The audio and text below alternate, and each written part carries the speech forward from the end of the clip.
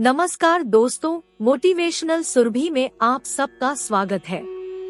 दोस्तों, पिछली वीडियो में हमने सफला एकादशी के बारे में कथा सुनी। आज के इस चौथे अध्याय में हम कथा सुनेंगे पुत्रदा एकादशी की। युधिष्ठिर बोले, श्री कृष्ण कृपा करके पौष मास के शुक्ल पक्ष की एकादशी का महात्म्य बतलाइए। उसका नाम क्या है? उसे करने की विधि क्या है? उसमें किस देवता का पूजन किया जाता है? भगवान श्री कृष्ण ने कहा, राजन, पौष मास के शुक्ल पक्ष की जो एकादशी है उसका नाम पुत्रदा है। पुत्रदा एकादशी को नाम मंत्रों का उच्चारण करके फलों के द्वारा श्रीहरि का पूजन करे। नारियल के फल, सुपारी, बिजौरा नींबू, जमीरा नींबू, अनार, सुंदर आंवला, लौंग, बेर तथा विशेषता आम के फलों से देवदेवेश्वर श्रीहरि की पूजा करनी चाहिए। इसी प्रकार धूप दीप से भी भगवान की अर्चना करें। पुत्रदा एकादशी को विशेष रूप से दीप दान करने का विधान है।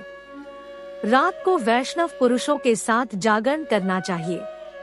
जागरण करने वाले को जिस फल की प्राप्ति होती है वह हजारों वर्ष तक तपस्या करने से भी नहीं मिलता। यह सब पापों को हरने वाली उत्तम तिथि है। चराचर जगत स्थित समस्त संसार में इससे बढ़कर दूसरी कोई तिथि नहीं है। समस्त कामनाओं तथा सिद्धियों के दाता भगवान नारायण इस तिथि के अधिदेवता है। पूर्व काल की बात है, भद्रावतीपुरी में महाराज सुकेतुमान राज्य करते थे। उनकी रानी का नाम चंपा था।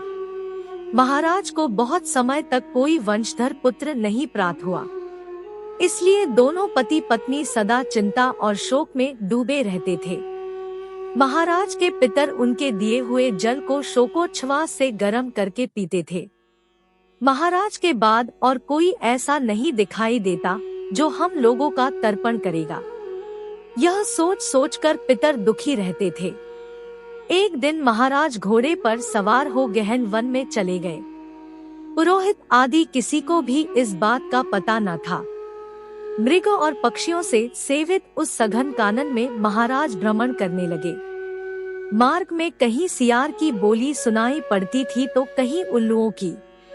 जहाँ तहाँ भालू और मृग दृष्टिगोचर हो रहे थे।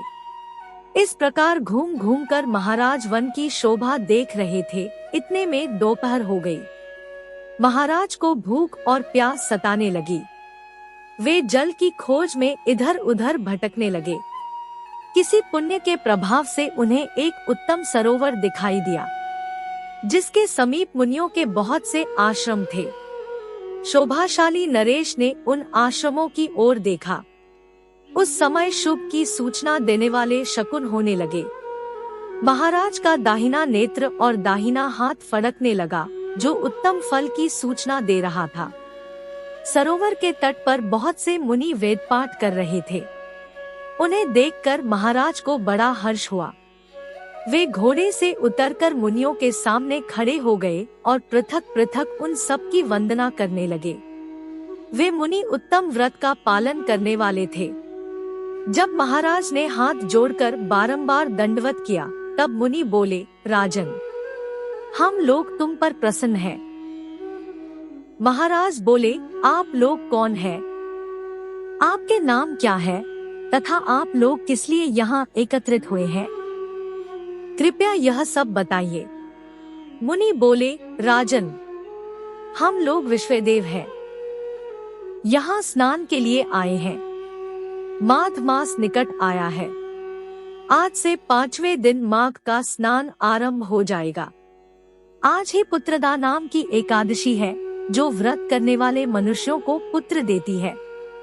महाराज ने कहा, यदि आप लोग प्रसन्न हैं, तो मुझे पुत्र दीजिए। मुनि बोले, राजन, आज पुत्रदा नाम की एकादशी है। इसका व्रत बहुत विख्यात है। तुम आज इस उत्तम व्रत का पालन करो। महाराज, भगवान केशव के प्रसाद से तुम्हें पुत्र अवश्य प्राप्त होगा। भगवान श्री कृष्ण कहते हैं।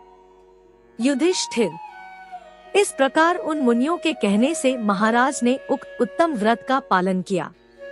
महर्षियों के उपदेश के अनुसार विधि पूर्वक पुत्रदा एकादशी का अनुष्ठान किया। फिर द्वादशी को पारण करके मुनियों के चरणों में बारंबार मस्तक झुकाकर महाराज अपने घर आए। तदंतर रानी ने गर्भधारण किया।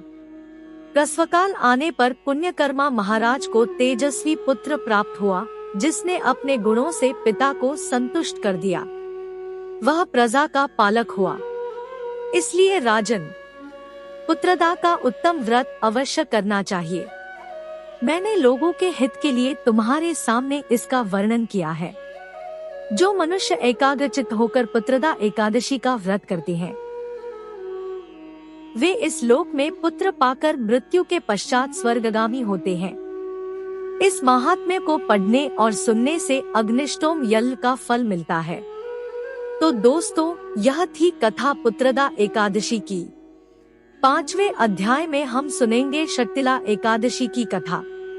तो मिलते हैं 5वें अध्याय में। वीडियो अगर अच्छा लगा हो तो हमारे चैनल को जरूर सब्सक्राइब करें।